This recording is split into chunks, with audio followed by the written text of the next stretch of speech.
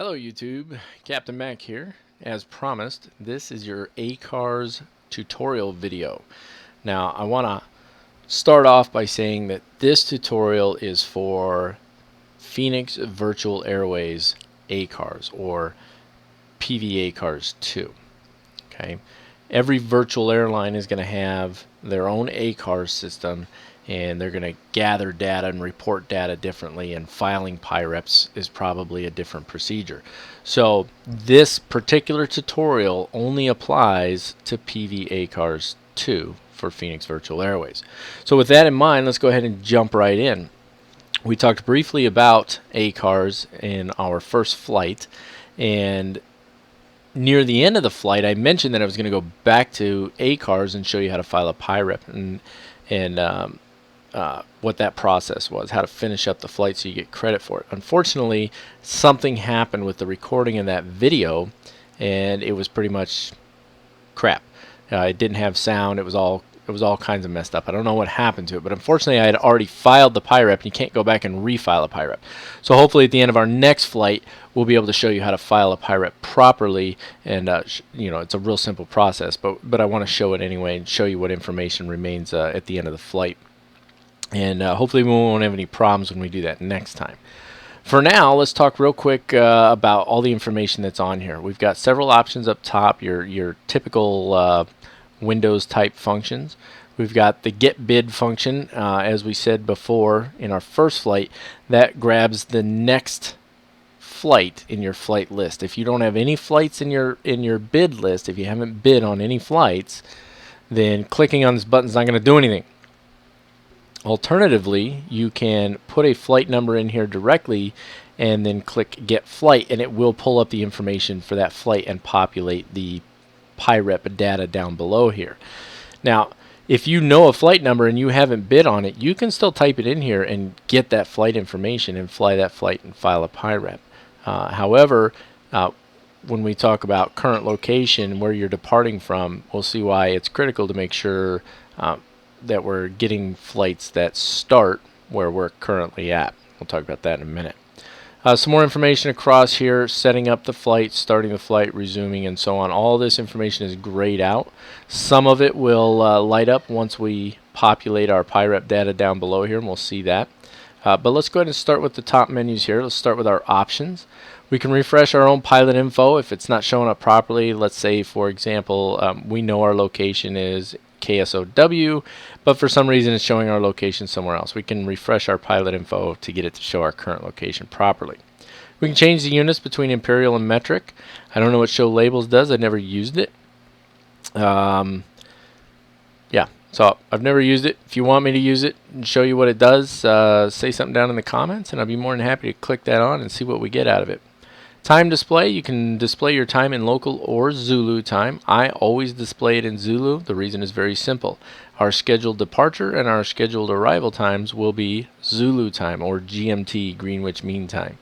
So why not have that as my time display? That makes the most sense, right?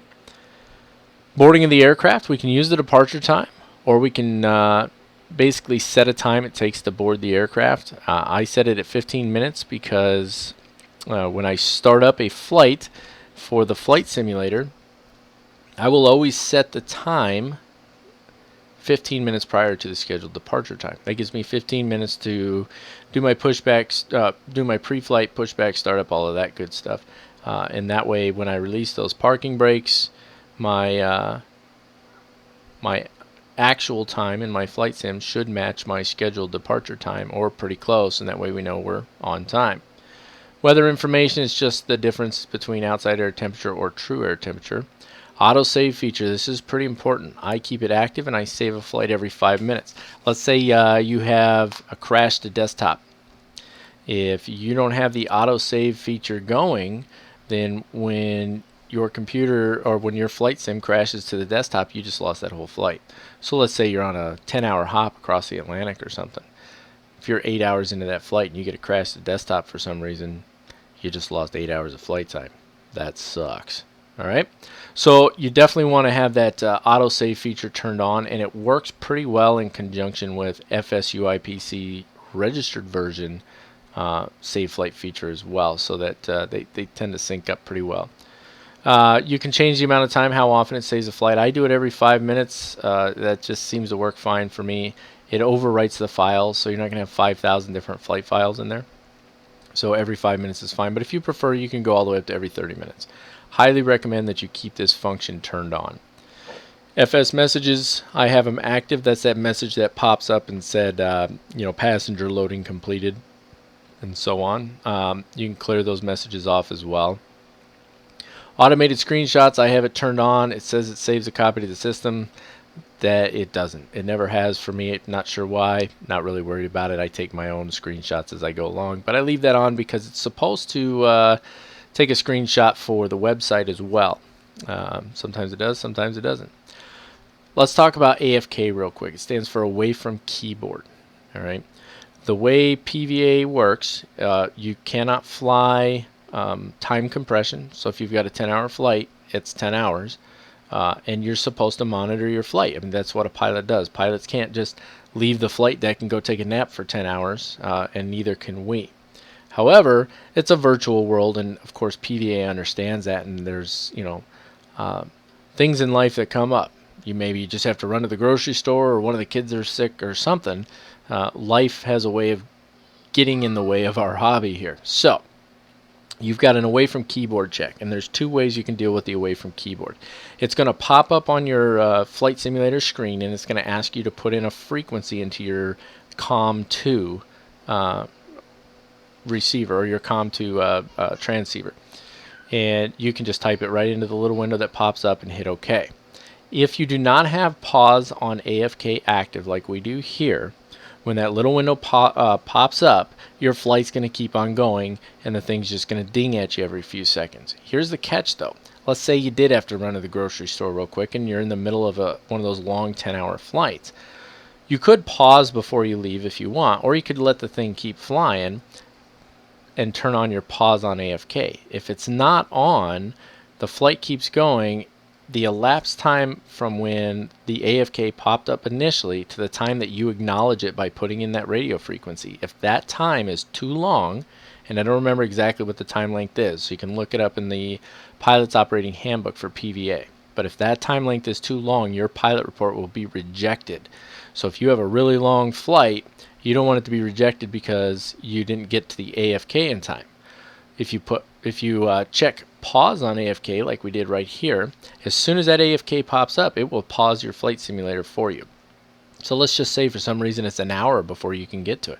That's all right, your flight's paused. So when you acknowledge that AFK and then unpause your flight simulator, the elapsed time from the start of the AFK to your acknowledgement of it will be 0. So you never have to worry about going over that AFK time. Load flight sim on resume. This relates directly to this auto save feature. There is a way to manually save a flight. There's a little save flight function right here, and you can manually save the flight. But if you have a crash to desktop, you're not going to have a warning about that. That's why the autosave is fantastic. And then when you resume that flight with the resume function right here, which we'll go over in a little bit, when you resume that flight, if you set it to load FS flight simulator on resume, what I do is I start my flight simulator first, get into the aircraft I want to be in. Doesn't matter where you put it at, just get into that aircraft, get everything ready to go, and then hit resume, and it will load the flight where it saved it last. I do not know anything about these last three functions: refreshing external data, FS data files, or showing errors. Now, if you would like to know about these functions and you want me to do a real quick update video on this ACARS tutorial and show you what these functions are, I'd be more than happy to. Just post it down in the comments there, and I will talk to the creator of this ACARS system, and I'm sure he'll be more than happy to give me the information. Moving on, sounds. We can mute all our sounds. Our AFK, that's a dinging noise we hear when the AFK pops up. We can turn that off if we want. However, especially if you have the pause on AFK turned on, which I highly recommend you do, we want this AFK while paused sound going. It's just going to ding at you every few seconds so that you know that your AFK is still active. These are virtual first officer calls. Tell you when your gear is up, when your gear is down.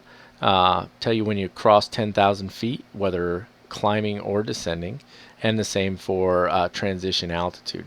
I would like to see a function in here that allows us to change the transition altitude. Here in the United States, it's 18,000 feet, but a lot of places in Europe and other parts of the world, it's 4, 6, or 8,000 feet. So if I could change this, that would change the way the information gets gathered by ACARS, and allows me to also change when that call out is. Because if I'm flying in Europe and my transition altitude's 4,000 feet and I know it, I transition at 4,000 feet and go to standard altimeter setting, but at 18,000 feet I'm still going to get that first officer is going to call out transition altitude.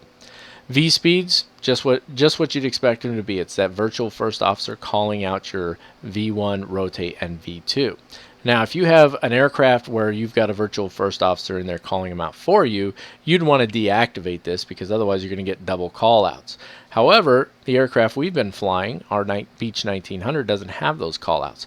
So we can actually change this number here. So let's say our V1 was 125 knots.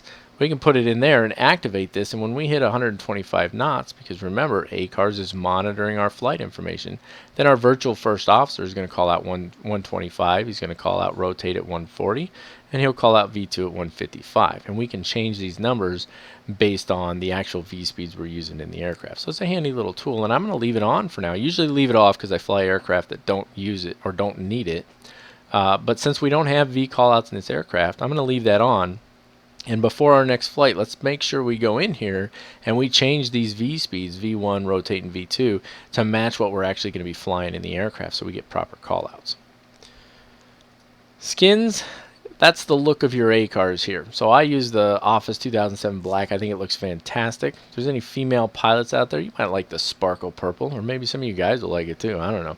It looks all right. It's a little much for my eyes there, but you can change the look of your ACARS. So, if you feel like changing it to something different, it just doesn't suit your eye, give it a change, no problem. Toolbars. These are our toolbars here. And this allows us to either hide them or show them. And then help, obviously, if you click on this, it's going to take you to a web page. It's going to give you all kinds of information about PVACARSII 2. So if my tutorial video doesn't cut it for you, you can get more information that way. Okay, so real quick before we move on, I just want to jump back over here, and I want to go back to this AFK real quick because I forgot to mention something about it. I talked about that cumulative time, or that elapsed time from the time the AFK initiates to the time you acknowledge it, and if that time is too long, your PIREP or your pilot report is going to be rejected. Now here's a little catch, and this is why the pause on AFK is such a fantastic feature. That time is a cumulative time. So on one of those really long flights we talked about, you may have that AFK pop up 6, 7, 8 times, maybe even more over the course of a long flight. And the issue is this: each time it pops up, the elapsed time from when it pops up to when you acknowledge it, that time is saved. So let's say it took you 10 minutes to acknowledge it the first time, and it took you 6 minutes to acknowledge it the second time, and another 6 minutes to acknowledge it the third time. At this point, you're up to 22 minutes. It's a cumulative time. So if the total elapsed time of all the AFKs from the time it initiates to the time you acknowledge them, if that total elapsed time goes over the limit, and again, I don't recall off the top of my head what that limit is, but if it goes over that limit, then your PIREP is going to be rejected. So I highly recommend you use the pause on AFK feature. All right, enough about that. Let's move on.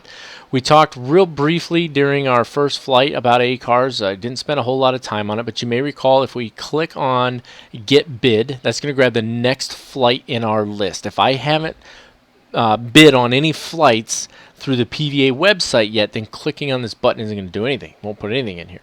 Alternatively, I can stick that flight number in here, like I mentioned, and I can pull up a bid from anywhere on their rosters. So let's go ahead and click Get Bid here. And this is our next flight. This is actually the next flight that we're going to be doing in our Life of a Virtual Airline Pilot series. It's Great Lakes Airlines Flight 7152B. Not sure what the B is for, but there it is. It's going to be a 47-minute flight. distance is the same because we're just going back to Phoenix. That's where we came from originally. So departing from Sholo, KSOW, to Phoenix, KPHX. This is the aircraft data. It'll be in that Beech 1900 again. The passenger load, we talked about that before, how many passengers are in there. So let's go through some of the setup procedures here for getting this flight started. You may recall that I can hit refresh load and it changes the load down here. And it's the same if it's a cargo flight. It'll change that weight. It does not reach the maximum number that this aircraft can hold. Not sure why it doesn't, but it always goes to a certain percentage. So I click it a few times and figure out what the highest percentage I can get is. So 16 passengers is the highest that it's going to give me. That's 16 passengers paying this much money for each ticket and any drinks and stuff they buy along the way. That's the greatest profit I can make on this flight as long as I, do proper fuel calculations and so on. All right, so now we need to set up our flight. We're getting ready to go here pretty soon. We need to set up our flight. Two ways we can go about doing that. We can click on previous routes, and we can pick any one of these routes right here. Let's just pick one. Hit the check mark, and there's the route right there. We're not done setting up our flight, though, yet. See, we're not ready to go until this Start Flight button highlights. So we know we still need to do something. And what we need to do in this case is click on the Setup Flight. We need to choose our altitude. So let's just say for this flight, we're going to be at flight level 200. You see that route is populated in here as well. This is the same route as what we have down here, which means I can go in here and I can actually put in a different route. So let's say I have a route that I put together on, what's the name of it? Just slipped my mind. Well, it doesn't matter. Let's just say I put together my own route. I don't want to fly this. I can put in whatever I want in here. Now the catch is this, the key is this, moreover. You don't have to fly this route just because you put it in there. You don't have to. You don't have to fly this altitude just because you put it in there. All right, we put this information in there, and this is for ACARS, and this is for the website. It even correlates to the flight map here. If I click on my flight map, and if it ever comes up, sometimes it's very slow about coming up. If I click on my flight map, what it should do, and it may not be coming up because I haven't started the flight yet, but it'll actually show that route on here, okay? And then it'll show where my aircraft is based on that route. But it doesn't matter if I'm not following that exact route. All right, so just keep that in mind. So if you don't feel like putting a route in there and you're not concerned about whether or not this flight map lines up with the route you're actually flying or whatever, just click on previous routes. Pick one of these that pops up in here. It doesn't matter which one. Hit the check mark. That's your route. That's what's going to show up on here, not the route you have to fly. Okay. Now at this point, our flight is ready to go. We can start our flight if we want. All right. But let's look at a couple other things on here before we do that. We have already talked about the refresh load button, the aircraft info button. Okay. This is the aircraft we have loaded into the flight sim right now. That's the information we're getting here. It's a Coronado Beech 1900D. It's a Great Lakes Airlines repaint, and that's the tail number. And it gives us information about the aircraft itself. The type, the manufacturer, the stall speeds, I don't actually know what VC is. Oh, cruise speed. There you go. That's nice. That's got to be a relatively new feature. So if I just hold the cursor over there, see, there's my stall speed clean. All right, and I should know that because I have a pilot's license, but my ground school time sucked. But there's my stall speed clean, and this is going to be my stall speed dirty, is what it's actually called, or extended. So this is my stall speed when I have my flaps and landing gear and everything out, and this is my stall speed when I have everything up, gear up, flaps up. My stall speed is 102 knots. It is a turboprop aircraft with 2 engines. This is the weight of the aircraft. This is the maximum weight, right? In pounds. I can also get it in kilograms. So if you prefer to use kilograms, there you go. If you use a metric system, your weight's right there, including 0 fuel weight, kilograms and pounds, and the load in kilograms and pounds. Okay, good information there on your aircraft. Great for flight planning if you need it. Aircraft fuel. If I click on this is going to tell me I can actually refuel my aircraft from this. So this is how much fuel is in there right now. So instead of going into the flight sim, clicking on the aircraft tab, clicking load and fuel and changing the fuel in there, I can actually directly adjust it here. Now keep in mind, if you have an aircraft that has its own fuel and load manager, you do not want to use this right here. Okay, let me give you an example. PMDG's MD-11 has its own fuel and load manager. You must load the fuel and the cargo weight from that manager. If you do it from here, it can cause a problem with the aircraft in the sim, but our Coronado doesn't have that. So I can actually make an adjustment to my fuel here. So when I know how much fuel I need, my total fuel, okay, I can make that adjustment here. So let's just say I needed 2,000 pounds and I want to balance it out, right? I want to balance it out. So let's say I need, for simplicity, let's say I need 800 pounds total fuel, right? So now it's a little quirky. It's not going to be perfect. So I want to get as close as I can, right? 201 pounds. See if we can get this to 201 pounds. 201. So I would drag each of these down to 201, right? Let me get it right here. I know it's really fun to watch this, right? 201. And that gives me 803.91 pounds. And if I hit check, guess what? When I start flight, it's gonna change the fuel in my aircraft to what I just put there. All right, so fantastic little tool. Keep in mind, you cannot do that while you're in the air. Once you are airborne, you cannot change your fuel load. I talked about that during our first flight. Aircraft load. Here's our passengers. These are the passengers that are going to be on the airplane. Right now, it's just first row and so on and so forth, and then the baggage right there. Okay. It's for simulation purposes. It doesn't necessarily change the weight of the aircraft. As far as the load goes of the aircraft, for cargo and passengers, you're going to want to use either the load manager for the aircraft, or you're going to want to use the default FSX load manager. Keep in mind though, if you don't have a load manager, you can load fuel from here. And also we have some more information on our aircraft load down here, and we'll get to that in a minute. Aircraft lights, it's not even illuminating right now. Don't know why. It should be, but it's not. Aircraft engine, this is the status of our engine at this point in time in the simulator. So you can see that our N1 and N2 engine temperature for engines 1 and 2. So the engines are running right now. So it will not let us start this flight while these engines are running, and you'll find out here in just a second. All right, so we've got everything ready to go to start our flight. We click on the start flight button. It says the loaded aircraft model Beech 1900D. The scheduled aircraft model is Beech 1900. Do you wish to continue? Let's just click no for a second. This is the ICAO information on the aircraft. Okay, this is what it's reading. We know that we're flying a Beech 1900D, but for whatever reason, the way it was set up, this is what it's flying. So when I click on start flight, that's what it's reading right here, but the title information for my Coronado Beech 1900 says Beech 1900D, and that's why it's saying there's a difference. Another time that this becomes important, let's say I'm flying a CRJ 700 on a CRJ 200 flight. You may remember from the end of our first flight, we went over that real quick. I can substitute certain aircraft. So if I'm flying a CRJ 700, it's going to say up here, loaded aircraft model CRJ 700, scheduled aircraft model CRJ 200. Do you wish to continue? If I click yes, then it's not a problem. Here's the catch though.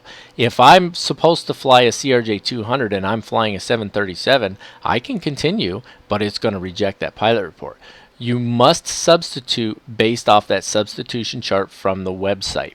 And if you're unclear about that, take a look at the end of my first video, or please feel free to post down in the comments and I will cover it again in another video. All right, but in this case, this isn't even a substitution. This is just a difference in the title name. We're fine. We can click yes, good to go. Oh, wait, what's the problem? Engines must be shut down to start the flight. Please try again. So click OK. I'm going to hop over to my flight sim real quick. Hopefully it won't cause any issues with the recorder. And I'm just going to shut it down. And I don't know if you can hear that or not. Probably not. You certainly can't see it. You shouldn't be able to see it anyway. Okay, that should be all shut down. We should be back over here now. You should be able to see me moving my mouse around and stuff. The engines are shut down and the parking brake is on. If the parking brake is not on, we'll have another error that'll tell us the parking brake must be set. It's just the way they set it up. I think the parking brake thing is a little obnoxious, to be honest with you, but that's the way they want it for whatever reason, so we just deal with it. We put the parking brake on. So let's try this again. Start flight. Again, same notification. The loaded model is 1900D. The schedule is a B190. They're the same aircraft. We know that we're good to go. And Now, look at this. This is what I want. I wanted this to happen. All right. I purposely put my airplane in Tucson, not at KSOW. And it says the aircraft is 137 miles from KSOW. Do you wish to continue? All right. If I click yes and I fly this flight and file this pilot report, and I fly wherever I'm going. Actually, let me back up. That's not quite correct. The reason it's saying this message, there's actually two different messages, and I apologize that I didn't catch it at first. It's two different messages. This one is because our flight is scheduled to depart from our current location. But we're not at our current location. We're 137 miles from our location. That's no good. If we were, well, it's just not going to work. We can't fly from Show Low if we're not at Show Low, right? We're 137 miles away. Now, here's a little catch here. Some airports, especially in France, there's a couple in France, where the parking spaces are so far from the center of the airport that you'll get this message. It'll say you're 2.5, 3.5 miles from your whatever airport you're departing from. Do you wish to continue? And you can click yes and fly the flight, and it's not going to be a problem. But I can tell you right now, if we click yes on this and fly from Tucson to Phoenix, this pilot report will be rejected. Now, if we were flying, let's say that our flight was going from Tucson to Phoenix, but our current location was Show Low, KSOW, this error message would instead say, you are currently located at KSOW, and the flight you are trying to fly, or the flight you're beginning, departs from KTUS, Tucson. Do you wish to continue? If you click yes on that one, you're going to get charged a jump seat. If you click yes on this one, and you file this pilot report, it's simply going to get rejected. I hope that makes sense. If I was unclear about that, I apologize. Please say so in the comments. I'll be more than happy to clarify, even if I need to do a little update video. So for the moment, we're going to go ahead and just hit continue, because we're not going to fly anything, and we're not going to file this pilot report. So I'm going to click yes. All right. So as far as this thing's concerned, I am now in my boarding phase, and everything's good to go, except we noted that we're 137 miles from Show Low. But since we're not taking off, it's not a big deal. All right. Now that save flight feature is available. I can manually save the flight if I want, but I've got it set to save every 5 minutes automatically, so we're good to go. You notice that we're 137 miles from departure and 95 miles from arrival. That's because we're at the wrong airport. A little bit more information that's populated in here. If I turn off my parking brakes, you'll see that now I didn't set the time in the sim to match, but what we'll see is the actual time here will populate.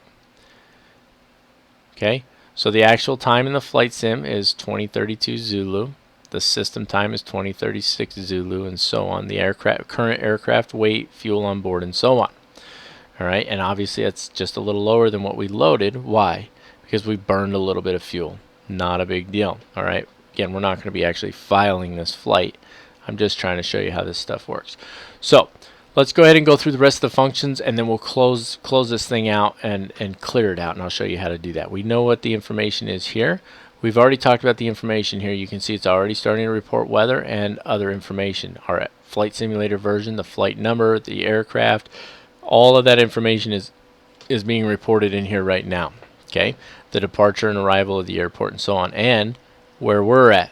Okay, this is going to be reported. You can't delete this information. It's going to be reported. So if you fly this flight from Tucson to Phoenix and try to file it as Show Low to Phoenix, it's going to flag that, and then it's going to get rejected. Again, we're not going to go into the chat room. I've already explained that. Airports we've talked about. We're at Tucson, so if we wanted to, we could just, for the fun of it, we could go to Tucson here, select that, and now we have our information on Tucson.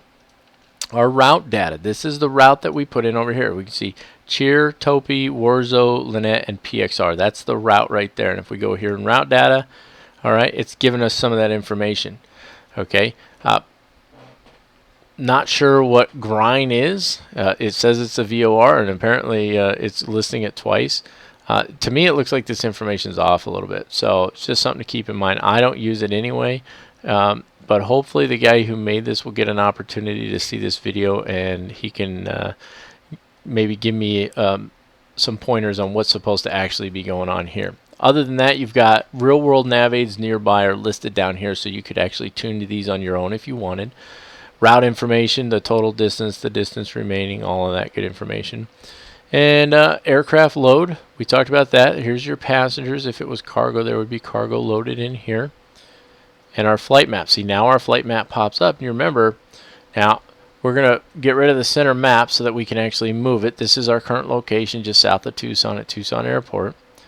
But we're supposed to be flying up here. And this is that route we put in. I told you it shows that route on here. Okay, we don't have to fly that route. I could fly, you know, all over this thing, and it doesn't matter. But that's really just there for reference. And then we've already talked about logbook briefly.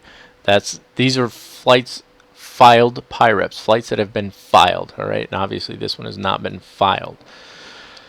What else we got here? That's about the gist of it. Now, when I complete my flight, when my flight's done and I land at Phoenix, preferably having flown from Sholo, I land at Phoenix and I shut down my engines and I set my parking brake. I can hit end flight. This is how I would file the pilot report. So if I hit end flight right now, we get this message saying the flight has not landed. Do you wish to end the flight? That's because we never took off. The flight can't land if it hasn't taken off. Okay. If I click yes, now it doesn't give me an option to file a PIREP. Why? Because we didn't fly anything. The system knows that we didn't go anywhere. Since we didn't go anywhere, there's nothing to be filed. So it only leaves us the option of clearing the pilot report, which we can, obviously we click clear PIREP, and what does it do? Are you sure you want to clear all the data? Absolutely. All the data is gone. Now that flight no longer exists. We must redo it. So keep that in mind. If you've actually flown the proper route from KSOW, in our flight, it was from KSOW to Phoenix. You can see I just hit get bid again. It brought it right back in. If you've flown that route properly, you end the flight and then you click clear PIREP, you just lost that flight. You must click file PIREP. And I'm going to really make sure that the video recording software is working properly at the end of our second flight, because I want to show you that. I'll show you file PIREP, and then I'll show you what it does and what messages you should see. And that's pretty much it. That's ACARS in a nutshell. Pretty straightforward. It's very easy program to use. There are a few things that even I don't know about in here. Departure and arrival information, that's for weather information for your departure and arrival airport. You can use that. I use Active Sky Next, so I don't pull these up. We talked a little bit about the information up top here, what these different options are, what the sounds are all about, you know, turning them on, turning them off. Obviously we can uncheck them. Now it won't call that out. Check it again. Bam, there it is. V speeds, how they work, why we have this in here. We showed you that we can change the V speeds. How to set up the flight, how to start the flight. We didn't really talk much about resuming flight because we don't have a resume flight here, but here's how this would work. If I had a crash to desktop and I was using the autosave feature, okay, what I would do is I would go in here. I would click on get bid, because the crash to desktop, I haven't filed a PIREP yet. This would still be my next bid. All right, this would be my next flight in the list. So I would click get bid, and the resume flight option would highlight. Why? Because there's a saved flight under that flight number. Okay, get my aircraft set up. Once that's done, I would click resume flight. When I click resume flight, because I have the option on here, where are we at? It's under, I'm sorry, it's right here. Because we have the option here, load flight simulator on resume. I already have my flight simulator loaded, but what it's going to do is it's going to load the flight based on where it last saved it. So I would click resume flight. It would load that flight in there, and it will load it paused. It should load it paused. It always has for me. And it'll load it paused, and then your AFK will pop up almost immediately. I don't know why. It just does. So you acknowledge the AFK. Check and make sure your aircraft is in the condition that it should be in. Some aircraft do not. When you load the flight mid-air, some aircraft, you know, they like to shut down the engine, stuff like that. Be prepared to deal with those things if you resume a flight, and then you're good to go. You would finish the flight, land it, and then file your PIREP, and that's it. That is PVACARS 2. That is a pretty down and dirty basic tutorial. It gives you all the information you need to know to start, perform, and complete a flight through PVACARS and for Phoenix Virtual Airways, and to ensure that your PIREP is approved. If you have any questions about anything that I've covered during this video, please feel free to post them down in the comments. I'll be more than happy to address them as soon as possible.